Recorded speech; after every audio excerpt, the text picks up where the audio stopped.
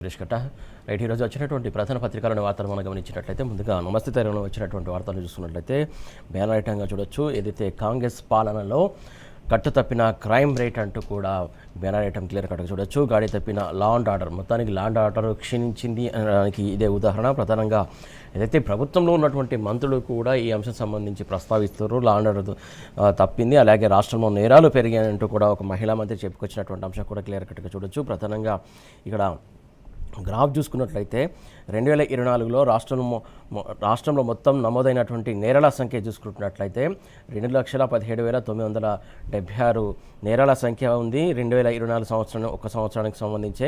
ఇక 2023తో పోల్చితే పెరిగిన క్రైమ్ రేటు 18.7%. అలాగే నేరాల రేటు లక్ష జనాభాకు 418.9 చొప్పున ఉన్నదంటూ కూడా చెప్పచ్చు. దేశంలో దాదాపు 568.9 రాష్ట్రంలో. మొత్తానికి రాష్ట్రంలో చూసుకున్నట్లయితే నేరాల సంఖ్య ఎంత వ్యత్యాసం ఉందో దాన్ని బట్టి చూడొచ్చు. ప్రధానంగా భయంకర నేరాల్లో పెరుగుదల 172% పెరిగిపోయింది. అలాగే 2023తో పోలిస్తే గిట్ట 2024లో డ్రగ్స్ కేసుల పెరుగుదల కూడా 100% పెరిగింది. 2023లో 1464 కేసులు నమోదు కాగా 2025 నాటికి 2734. ప్రధానంగా డ్రగ్స్ రహిత రాష్ట్రంగా తీర్చిదిద్దుతాం, డ్రగ్స్ రహిత రాష్ట్రంగా, అలాగే ప్రధానంగా డ్రగ్స్ రహిత హైదరాబాద్గా తీర్చిదిద్దుతామని పదే ప్రగల్భాలు చెబుతున్నప్పటికీ కూడా దానికి భిన్నంగా ఇంకా డ్రగ్స్ వాడకం విచ్చలవిడిగా పెరుగుతుందే తప్ప ఇంకా తగ్గట్లేదు. ప్రధానంగా ఒక్కొక్క సంవత్సరం అంటే లాస్ట్ ఇయర్స్తో పోలిస్తే ఈ ఇయర్ ఇంకా పెరిగినటువంటి సందర్భం మనం చూస్తూ ఉన్నాం. యథేచ్ఛగా లూటీలు జరుగుతున్నాయి, నడి రోడ్డుపైన హత్యలు, కాల్పులు జరుగుతున్నాయి. నేరాలకు కేరఫ్గా తెలంగాణ 17.7% పెరిగినటువంటి క్రైమ్ రేటు. నేటికి నిందితుల ఆచూకీ దొరకని కరీంనగర్ నగర దోపిడీకి సంబంధించినటువంటి దొంగలకు సంబంధించి ఇన్ని రోజులైతున్నా కూడా ఆచూకీ దొరకని పరిస్థితి కనబడుతుంది. తాజాగా రిటైర్డ్ IPS భార్యను చంపిన నేపాలీ గ్యాంగ్, అలాగే చిలకలగూడలో కత్తులతో పొడిచి యువకుడి హత్య జరిగింది. అలాగే నాగర్ కర్నూలు జిల్లాలో కూడా బాలికపై 6 నెలలుగా లైంగిక దాడి జరిగింది. అలాగే రాష్ట్రంలో శాంతి భద్రతలపై చేతులెత్తేసిన రేవంత్ సర్కారు భయంకరమైన నేరాల్లో 172% పెరుగుదల నమోదు. సైబర్ నేరాల్లో దేశంలోనే నంబర్ 1 స్థానానికి తెలంగాణ ఉంది. అలాగే అడ్డు లేని డ్రగ్స్ వినియోగం జరుగుతుంది. NCRT నివేదిక వెల్లడించింది. ఏదైతే ఈ నివేదిక NCRT నివేదిక ద్వారా మనం క్లియర్ కట్గా ఇవి చూడొచ్చు. ప్రధానంగా ఏదైతే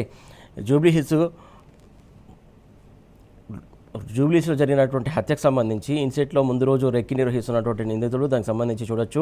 రిటైర్డ్ IPS భార్య దారుణ హత్యకు గురైంది. నేపాలీ గ్యాంగ్ ఘాతుకం, భారీగా నగదు అలాగే ఆభరణాలు చోరీ జరిగాయి. 2 రోజుల పాటు రెక్కి నిర్వహించి హతమచ్చిన నిందితులు అంటూ కూడా చూడొచ్చు. ప్రధానంగా రాష్ట్రంలో నేరాలు పెరిగినాయి. మత్తుకు బానిసవుతున్న యువత, వరంగల్లో మరీ దారుణం, తన్నుకోవడాలు కొట్టుకోవాలి జరుగుతున్నాయి. హైదరాబాద్లో కూడా ఆగని బైక్ రేసింగ్ అంటూ కూడా మంత్రి కొండా సురేఖ చేసినటువంటి వ్యాఖ్యలకు సంబంధించి ఇక్కడ వార్త చూడొచ్చు. సర్కారు విఫలం, పోలీసుల చేతగానితనంతోనే BRS నేతలపైన దాడులు జరుగుతున్నాయి. DGPకి BRS వినతిపత్రం అందజేసింది. అలాగే రేవంత్ పాలనలో దిగజారినటువంటి శాంతి భద్రతలను కట్టుబడి చేయాలంటూ కూడా KTR డిమాండ్ చేసిన సందర్భం సంబంధించి చూడొచ్చు. ఇక మిగతా వార్తలు చూసుకున్నట్లయితే ప్రధానంగా రాజన్న సిరిసిల్ల జిల్లా వీర్నపల్లి మండలం బూక్య తాండాలో BRS వర్కింగ్ ప్రెసిడెంట్ KTRతో కరచాలన చేస్తున్న గిరిజన మహిళలు. కాంగ్రెస్ దరిద్రం మనకెందుకంటూ కూడా ఆయన నిన్న ప్రస్తావించినటువంటి అంశం. 2.5 ఏళ్లలో రైతులు, విద్యార్థులు ఆగమైనరు. రైతు డిక్లరేషన్ ఏమైంది? 2 లక్షల ఉద్యోగాలు ఏవి అంటూ కూడా ఆయన ప్రశ్నించారు. ఏడాదిన్నర ఓపిక పట్టడం, ఇంకా ఓపిక పట్టేంత లేదంటూ కూడా కేసీఆర్ సీఎం అవుతాడంటూ కూడా ఆయన చెప్పినటువంటి సందర్భం. త్వరలో BRS సభ్యత్వాలు పూర్తి చేసి కొత్త కమిటీలు వేస్తామంటూ కూడా ఆయన చెప్పారు. ప్రజా సమస్యలపై కొట్లాడే యువతకు ప్రాధాన్యం ఇస్తామంటూ కూడా ఆయన చెప్పినటువంటి సందర్భం. ఇక మరొక వార్త చూసుకున్నట్లయితే కాంగ్రెస్ వెన్నుపోట్లు, కూటమికి బీట్లు అంటూ కూడా మరొక వార్త చూడొచ్చు. ఒక్కో రాష్ట్రంలో ఒక్కో రకంగా హస్తం అవకాశవాదం జరుగుతుంది. మిత్ర ద్రోహంతో దూరమవుతున్నటువంటి ఇండియా పార్టీలు పదవుల కోసం DMKతో 55 ఏళ్ల దోస్తీకి కాంగ్రెస్ గుడ్ బై చెప్పడానికి కుట్రలు పన్నుతుందంటూ కూడా వార్త చూడొచ్చు. మోసగాళ్లతో ఉండలేమని కూటమి నుంచి DMK ఎగ్జిట్.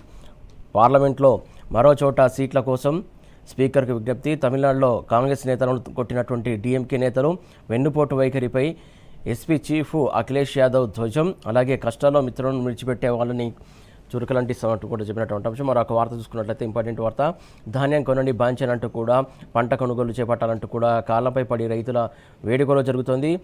వానలు పడుతున్నాయి, వడ్లు ఎక్కడ తడుస్తాయోనని భయమేస్తోంది. మీ కాల్ముక్త సారు వడ్లు కొనండి అంటూ మంచిర్యాల జిల్లా అదనపు కలెక్టర్ చంద్రయ్య కాళ్లపై పడి వేడుకుంటున్న హజీపూర్ మండలం కర్ణమామిడికి చెందినటువంటి రైతు బొడ్డు మధుకరు. ఏదైతే బొట్టు మధుకరు అనే రైతు వడ్లు కొనండి మొక్కలు కొనండి అంటూ కూడా అక్కడ ఉన్నటువంటి ఏదైతే ఆఫీసర్కి కాళ్ళు మొక్కినటువంటి సందర్భం సంబంధించి మనం చూడొచ్చు. ప్రభుత్వం వడ్లు మొక్కలు కొనాలని కోరుతూ నిర్మల్ జిల్లా రాజుల గ్రామ రైతులు కూడా శుక్రవారం అర్లీ ఎక్స్ రోడ్ వద్ద రాస్తారోక చేశారు. వెంటనే పంటలను కొనాలంటూ కూడా లోకేశ్వరం తహసీల్దారు సూర్యరావు కాళ్ళు మొక్కుతున్న రైతులంటూ కూడా క్లియర్గా చూడొచ్చు. ప్రధానంగా అయితే రైతులకు సంబంధించి తీరని గోస జరుగుతోంది. ప్రధానంగా వారిని పట్టించుకున్న పాపన పోవట్లేదు.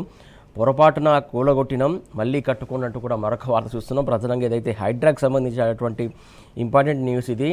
ఏదైతే సామాన్యుడితో ఆటలాడుకుంటున్న హైడ్రా అధికారులు ప్రధానంగా పొరపాటున కూలగొట్టినం మళ్ళీ కట్టుకోండి, అది బఫర్ జోన్లోకి రాదు, ఎఫ్టీఎల్ పరిధిలోకి రాదంటూ కూడా కొందరికి మెసేజ్ వచ్చింది అక్కడ. ఏదైతే ప్రధానంగా 2024 సున్నం చెరువు పరిధిలోని భవనం కూల్చివేత సంబంధించి ఇక్కడ ఫైల్ ఫోటో చూడొచ్చు. దానికి సంబంధించి 2024లో వాళ్ళు కూలగొట్టారు. ఇప్పుడేమో అది బఫర్ జోన్లోకి రాదు, ఎఫ్టీఎల్ పరిధిలోకి రాదంటూ కూడా వాళ్ళకు మెసేజ్ వచ్చిందంట. మళ్ళీ భవనం కట్టుకుంటే అభ్యంతరం లేదని చెప్పేసి అధికారులు చెబుతున్నారట. ప్రధానంగా నష్టంపై ప్రశ్నిస్తే కోర్టును ఆశ్రయించాలంటూ ఉచిత సలహా హైడ్రా అధికారులు ఇచ్చారట. ఫ్రెండ్ కోసం అలైన్మెంట్ మార్చినటువంటి ఓ హైడ్రా అధికారి అంటూ కూడా ఆ వార్తను బట్టి చూడొచ్చు. ప్రధానంగా ఇక ఇంటర్ విద్యకు మంగళం పాడేందుకు సర్కారు సన్నాహాలు చేస్తుందంటూ కూడా మరొక వార్త చూస్తున్నాం. పివి తెచ్చినటువంటి సంస్కరణకు కాంగ్రెస్ తూట్లు పొడుస్తుంది. బోర్డు రద్దు దిశగా సర్కారు అడుగులు, ఆర్డినెన్స్ తెచ్చేందుకు వేగంగా కసరత్తు. 5,001 స్కూళ్లలో కూడా సింగిల్ టీచర్ ఉన్నారు. 2,245 స్కూళ్లలో జీరో ఎన్రోల్మెంట్ జరిగింది. రాష్ట్రంలో దిగజారుతున్నటువంటి బడుల పరిస్థితి, నీతి ఆయోగ్ నివేదికలో విస్తుపోయే వాస్తవాలు వచ్చాయి. దానికి సంబంధించి చూడొచ్చు క్లియర్ కట్గా. ప్రధానంగా రైట్ ఈ అంశాలకు సంబంధించి మనం చూసాం.